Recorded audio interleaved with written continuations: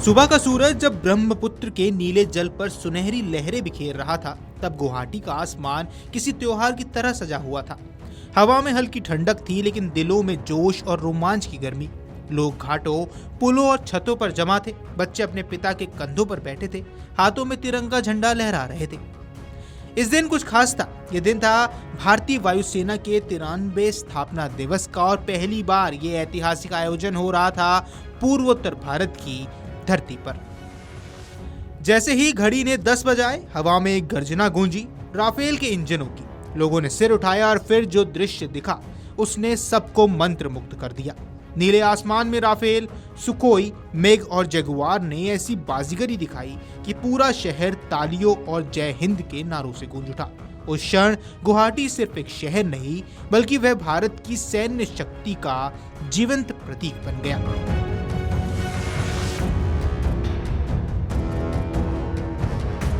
इस ऐतिहासिक air show में air chief marshal Amarpreet Singh ने कहा, देश के इस हिस्से में एयर शो का आयोजन करना हमारे लिए सम्मान की बात है।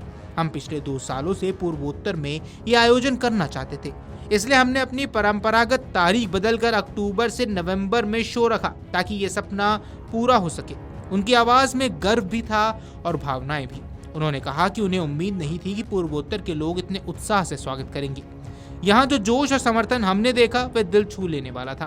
पूर्वोत्तर अब कोई दूर दराज इलाका नहीं रहा, यह भारत के दिल की धड़कन है। यह सिर्फ एक भाषण नहीं था, बल्कि भारतीय वायुसेना का संदेश था कि देश का हर कोना अब एक समान महत्व रखता है। जब उनसे पूछा गया कि क्या यह आयोजन किसी रणनीतिक उद्देश्य से जुड़ा है, तो एयर चीफ ने कहा कि वायुसेना के अभ्यास नियमित रूप से होते रहते हैं।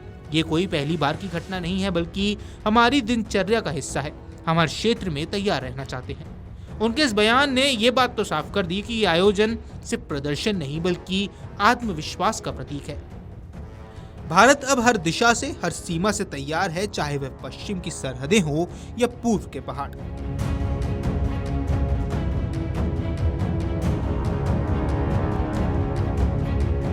आपको बता दें, इस शो में शामिल थे असम के मुख्यमंत्री डॉक्टर हेमंत बिस्वा शर्मा, जिनके चेहरे पर गर्व साफ झलक रहा था। उन्होंने कहा कि चिकन नेक कॉरिडोर के पास ताकत, कौशल और साहस का ये प्रदर्शन दुश्मनों की नींद उड़ाने वाला है।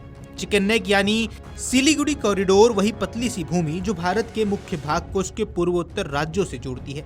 रणनीतिक दृष्टि से ये बेहद संवेदनशील है, क्योंकि इसके पास चीन, भूटान, बांग्लादेश और म्यांमार की सीमाएं हैं। इसलिए जब असम के आसमान में भारतीय वायुसेना की ताकत दिखी, तो यह सिर्फ एक शो नहीं था, बल्कि दुनिया को भेजा गया एक संदेश था कि भारत अपने हर कोने की सुरक्षा के लिए तैयार है।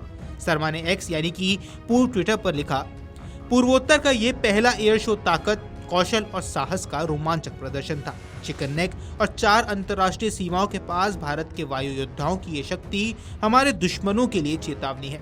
1962 में जब ये क्षेत्र लगभग अपेक्षित था, तब से आज तक लंबा सफर तय कर चुके हैं। प्रधानमंत्री नरेंद्र मोदी जी के नेतृत्व में पूर्वोत्तर अब नई ऊंचाइयों पर है। जय हिंद।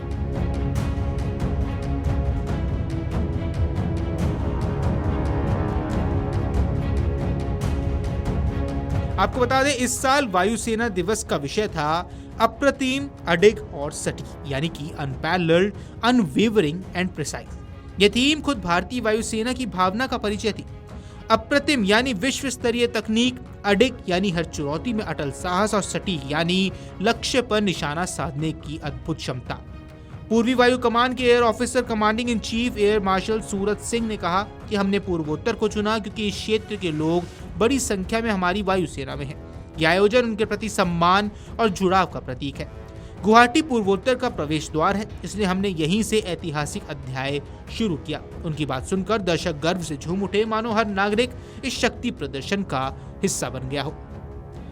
जब राफेल और सुखोई ने हवा में एक दूसरे को काटते हुए वी का आकार बनाया, जब सूर्य किरण एरोबेटिक्स टीम ने आकाश में तिरंगे के रंग बिखेरे, और जब C-17 ग्लोब मास्टर ने अपनी विशाल उड़ान से धरती को हिला दिया, तब गुवाहाटी का हर नागरिक खुद को भारतीय वायुसेना का हिस्सा महसूस कर रहा था।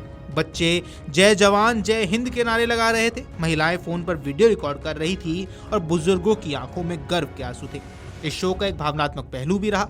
एयर शो के बीच एक विशेष क्षण आया जब मंच से असम के दिवंगत गायक जुबीन गर्ग को श्रद्धांजलि दी गई। वायुसेना के बैंड ने उनके प्रसिद्ध गीत मायाबिनी रातेर बुकुत की धुन बजाई।